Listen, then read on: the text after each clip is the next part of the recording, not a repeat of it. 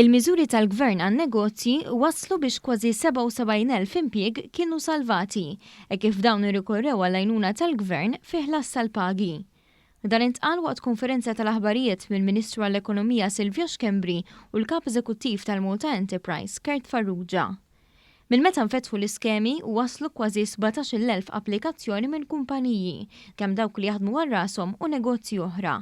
Dawn applikaw biex jirċievu jew 800 euro għal ħaddiema full-time jew 500 euro għal ħaddiema part-time.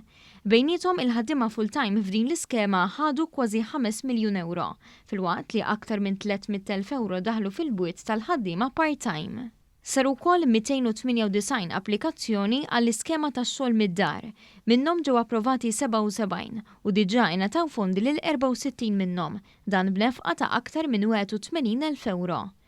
Il-miżura tal-lif tal-kwarantina wkoll kellha konkurrenza tajba, kif 1298 applikazzjoni kienu sottomessi, b'491 kienu approvati b'nefqa ta' kważi 50,000 euro oħra.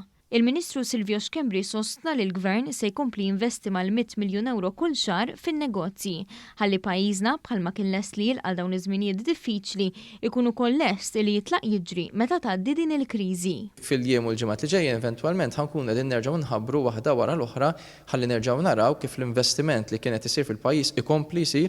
Din is-sitwazzjoni wkoll ħolqot opportunitajiet fejn aħna bħala pajjiż bħala gvern diġà qegħdin tħallna fihom u qed nitkellmu man-nies interessati ħalli jekk Alla jrid fil-ġranet li ġej nkunu nistgħu nħabbru wkoll investiment ġdid lejn pajjiżna. Il-Kap Eżekuttiv tal-Malta Enterprise qal li filwaqt li n-negozji għandhom is-serħan tal-moħħ hemm ir-responsabilità li l-fondi pubbliċi jkunu użati b'mod tajjeb. Il-persuni li japplikaw għal wage supplement ikun qed niċċekkjaw jekk għandhomx part-time u full-time. Ovvjament il-main income tagħhom se jkun intitolat għal dan il-COVID wage supplement fejn ikunu qegħdin japplikaw għat-tnejn li huma aħna nikkuntattjawhom jew ninfurmawhom illi se jkunu qed jieħdu l-COVID wage supplement fuq waħda fuq il-main income tagħhom li jkun ġeneralment il-full-time jew il-part-time tagħhom li jkun il-main income tagħhom. Intant, meta mistoqsim il-ġurnalisti dwar is-sitwazzjoni fl-Air Malta, il-Ministru Xkembri qal li x-xenarju dinji tal-avjazzjoni inbidel kawża tal-pandemija.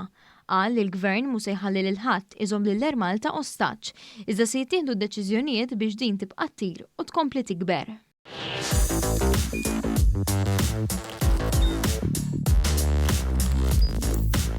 Idħol fuq one.com.mt u hemmhekk tista' tara l-programmi kollha li jxandru fuq One permezz ta' One Play.